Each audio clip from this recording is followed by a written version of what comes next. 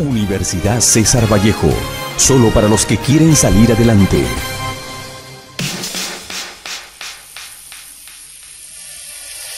La Universidad César Vallejo presenta el documental Fabla Salvaje. La gran mayoría de personas saben quién es el Bad peruano, ya que sobresale del resto de la historia que tuvo y con su gran literatura universal. Un gran personaje que no tan solo deslumbró en el Perú, sino que en todo el mundo, César Vallejo. ¿Alguna vez pensaste en cómo representa César Vallejo a una persona que actúa con el instinto y con la razón en Fabla Salvaje? Si quieres conocerlo, bien, empecemos.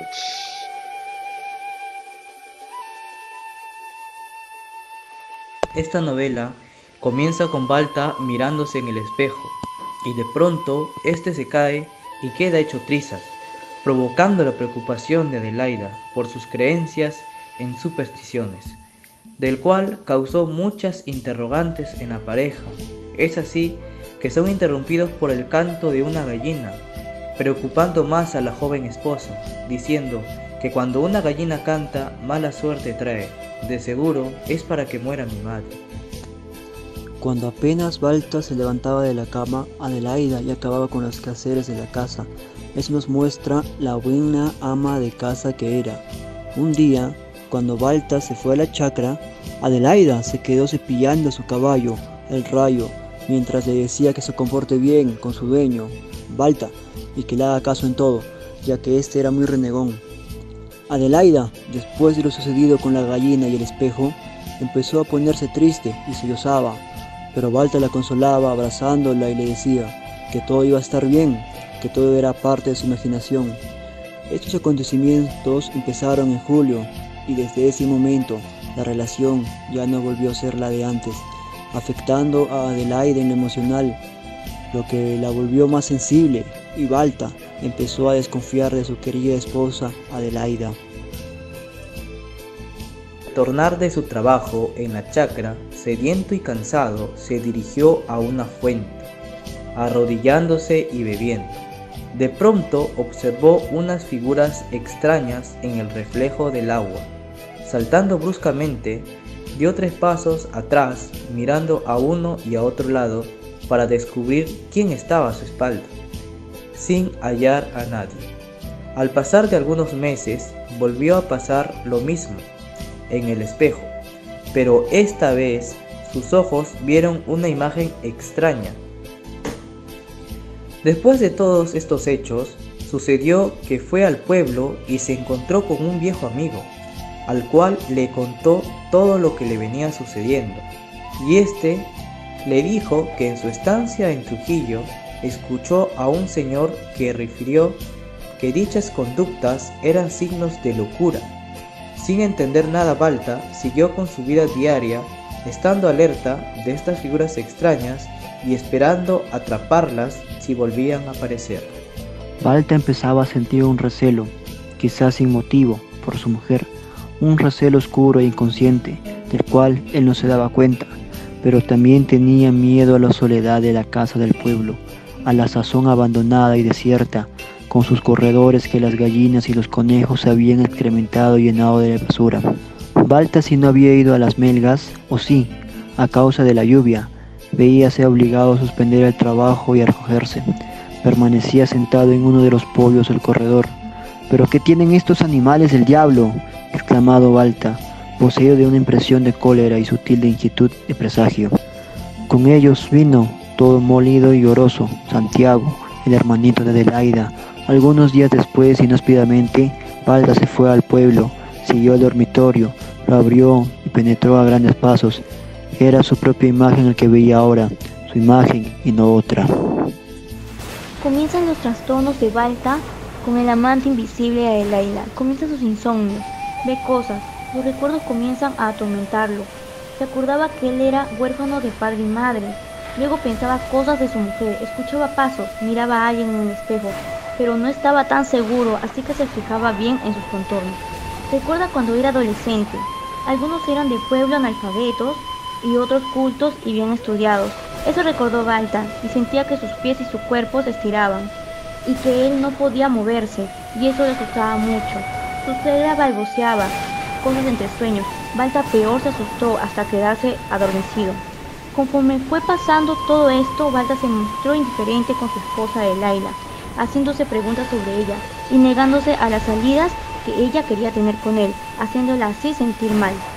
Tras no soportar a su mujer y con todo lo que había sucedido, se dirigió sin rumbo hacia una montaña escabrosa, y ahí Balta se había preguntas. ¿El por qué era indiferente a Adelaida? ¿Por qué ella no soportaba su presencia? ¿Acaso Adelaida me engaña?, se preguntó. Y así es como van creciendo las dudas en su cabeza sobre Adelaida. Él pensaba que el hombre del espejo era un amante de Adelaida, y las dudas siguieron creciendo más y más. La tragedia en Mendoza, y a viva fuerza echó a sus lomos al intruso. Hasta ese entonces, la mujer del cholo no había percibido nada de este espectáculo.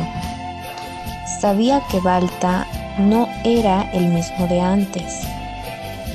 Adelaida apenas había aprendido a escribir y a leer. Balta, al regreso de su largo y muy solitario viaje, no esperaba que Adelaida estuviera tan ansiosa en un rincón esperándolo. Balta se va y deja a Adelaida, su esposa. Adelaida lloraba desconsoladamente, muy triste, y se preguntaba por qué Balta la trataba así. Ella, llorando efusivamente, con dolor en su pecho, sin saber que su hermano Santiago le estaba observando desde la puerta. Él, siendo un niño de 8 años, con un nudo en la garganta, porque veía a su hermana en un mar de lágrimas, le hacía señales con sus brazos, y sin obtener éxito alguno, Santiago se seca las lágrimas en su muñeca y se acerca a Adelaida para preguntarle que si buscaba su rueca. Al no escuchar respuestas de Adelaida, Santiago tosió más fuerte y se limpió sus pies de barro en la puerta. La noche se tornaba espeluznante. Santiago reflejaba una sombra grande y la noche se hacía mucho más negra. Así como la rabia de Santiago seguía creciendo y sentía impotencia. Santiago se quedó dormido y cuando despertó se asustó. Estaba con el cuerpo helado, había una oscuridad profunda y se acordó de su hermana, del preso temor que sentía. Abandonado, a poco tiempo el niño dormía en un sueño tormentoso. Balta se encontraba en un punto sin retorno. Dominado por los terribles celos, logró ofender de todas las formas posibles a su esposa, basándose en imputaciones, en injurias y difamaciones, recordando en ese momento que todo sentimiento entre ellos había muerto. Ella trató de hacerlo reaccionar, que ninguna de sus acusaciones tenía una base sólida, pero él no entendió. Ella se preguntaba una y otra vez qué pudo hacerle a Balta para que cambiara así. Él no era un vicioso, alcohólico o abusador. Posterior a ello, cuando el sol ya se encontraba oculto, ambos iniciaron un viaje con dirección al pueblo. Posterior a ello, llegaron y se hospedaron en una cabaña. En aquel lugar, Balta la obligó a vestirse de luto, mientras él hacía lo mismo, para luego echarse ambos a descansar en su lecho matrimonial. Adelaida quedó profundamente dormida, pero Balta no podía conciliar el sueño, lo que motivó que saliera de la cama con dirección al campo, donde luego de caminar y admirar el paisaje, subió una colina y se sentó al borde de un abismo, no sin antes quedar atónito de tan precioso paisaje. Pero en ese momento, repentinamente, una presencia tocó su espalda. Balta reaccionó por instinto, guiando su cuerpo hacia adelante, hacia el infinito del vacío, donde su ser fue devorado por el abismo. al cual se entregó de manera horripilante, fugaz y escalofriante hasta perder la vida.